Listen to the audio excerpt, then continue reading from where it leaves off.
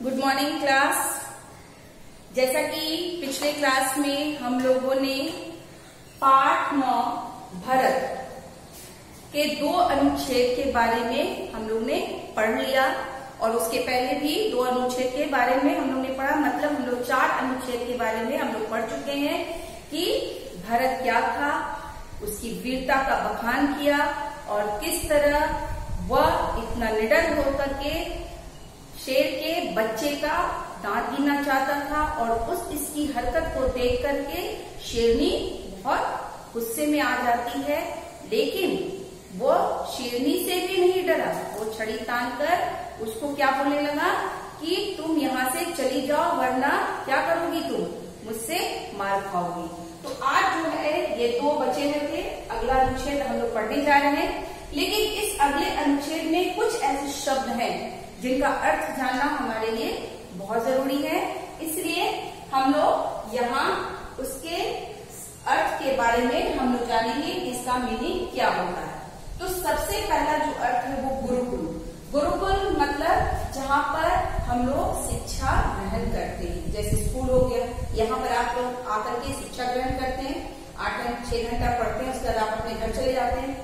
ठीक उसी प्रकार गुरुकुल में जगह जगह के शिष्य आकर के अपने गुरु के साथ उसके आश्रम में रह करके वो शिक्षा ग्रहण करते थे और वहीं पर कुछ बच्चे वहीं रह जाते थे गुरु के साथ एक तरह से, और वहां गुरु की वो सेवा करते थे। दूसरा है शिक्षित। जब अगर हम शिक्षा ग्रहण करेंगे तो हम जरूर शिक्षित होंगे। शिक्षित का मतलब होता है पढ़ा लिखा। बिछड़ रही का मतलब होता है अलग हो जाना। उसके बाद है वेदवश मीन्स दुर्भाग्य वश। नेक्स्ट है प्रवीर। प्रवीर का मतलब होता है वीर। अगर आपको वीर शब्द का समानार्थी या पर्यायवाची शब्द लिखने के लिए बोला जाए तो क्या होगा, प्रवीर हो जाएगा। प्रथम, प्रथम का मतलब पहला। साम्राज्य का मतलब राज्य। भुजदंड, भुजाओं के बल पर मीन्स अपनी भुजाओं की ताकत पर। और कानन का मतलब होता है जंगल और वन। तो ये कुछ शब्दार्थ हैं जो इस पंक्ति में आए हुए हैं और मुझे आशा है कि समझ में आ गई होगी। तो चलिए हम लोग अगला अनुच्छेद की शुरुआत करते हैं।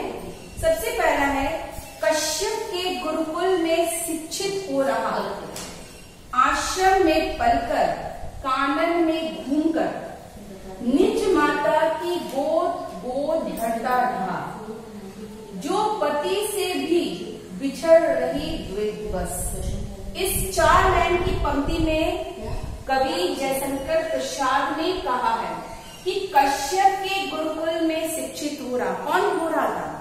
भरत। भरत जो था कश्यप जो ऋषि थे उनके गुरुकुल में रह करके वो अपनी शिक्षा को ग्रहण कर रहे थे। आश्रम में पलकर, कानन में घूमकर, क्योंकि भरत जो था वो जंगल के आश्रम में रहता था और आश्रम में रहने के कारण उनका घूमने का जो स्थान था वो क्या था?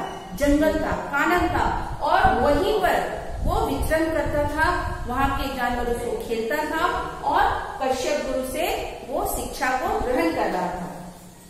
निज माता की गोद भरता रहा। जो भरत जो है अपनी माँ, जो उसकी माँ थी शकुंतला, उसकी गोद में रह करके अपने जीवन को, अपने बचपन का आनंद को उठा रहा था। जो पति से भी बिछड़ रही द्वैतवश, और क्योंकि शकुंतला जो थी वो किसी कारणवश, इसकी एक स्टोरी है जो हम बाद में आपको बताएंगे, किसी कारणवश अपने पति से क्या हो गई थी? अलग हो गई थी।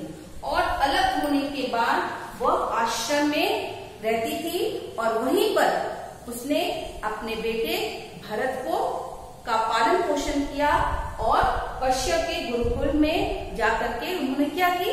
भरत ने शिक्षा को ग्रहण किया। जंगल के शिशु सी सभी सहचर रहे, सदा रहा घूमता वो निर्भीक प्रवीर यह, जिसने अपने बलशाली भुजदंड से भारत का साम्राज्य प्रथम स्थापित किया।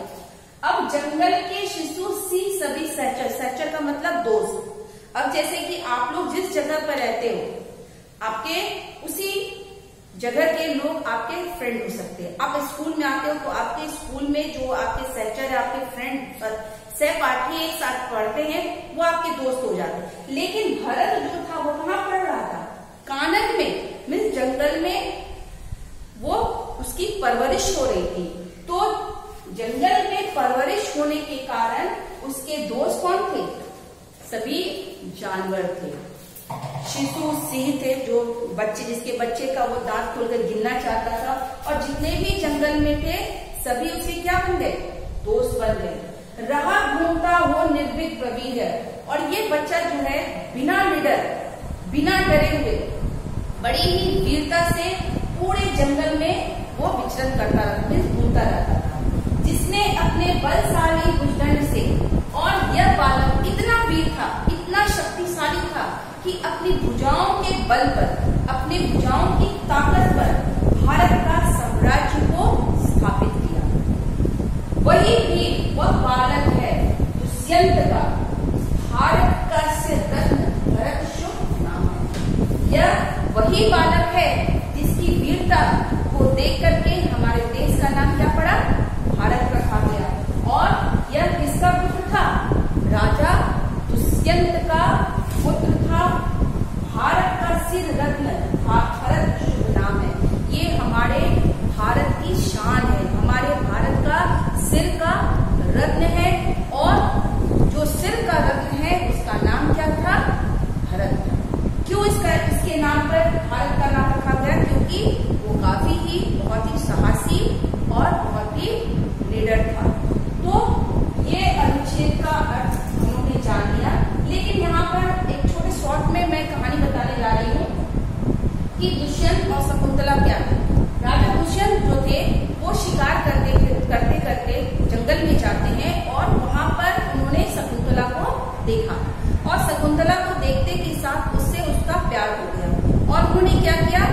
उनसे, शकुंतला से जंगल में ही वहां पर उन्होंने गंधर्व विवाह कर लिया। और गंधर्व विवाह करने के बाद उसने अपने हाथ की एक अंगूठी, जो राष्ट्रीय अंगूठी थी, वो शकुंतला को उन्होंने उपहार स्वरूप दिया। और जब वो जाने लगा तो उसने शकुंतला से कहा कि मैं अपने राज्य जा रहा हूँ, मैं तुम्हें वहां अपने साथ ले जाऊंगा। और शकुंतला उस राष्ट्रीय अंगूठी को अपने पास सहेज कर रख ली। और जब शकुंतला वहां पर, जब राजा जा रहा था, उसी समय एक आश्रम में एक ऋषि जो थे तपस्या कर रहे थे। और वो राजा जो था शकुंतला के प्रेम में इतना मोहित हो चुका था कि उसने उस ऋषि का ध्यान भी नहीं आया, और वह उसकी तपस्या को क्या किया? भंग कर डाला। और ऋषि जो था बहुत क्रोधित हो गया, उसकी तपस्या भंग हो गई। तो उसने उसे श्राप दिया कि जिसके प्यार में, जिसकी याद में तुम मग्न हो रहे हो, तुम उसे भूल जाओ, है ना। और राजा जब अपने घर जाता है, राज्य जाता है, तो शकुंतला को क्या होता है? भूल जाता है। और शकुंतला कुछ दिन इंतजार करने के बाद अपने पति से मिलने के लिए राज्य की ओर निकल चलती है। और जब जाती है तो उसे नाव का सहारा लेना पड़ता है। और जैसे ही वो नाव में बैठी, कुछ देर बाद एक बड़ी सी मछली आई, और मछली ने क्या हुआ?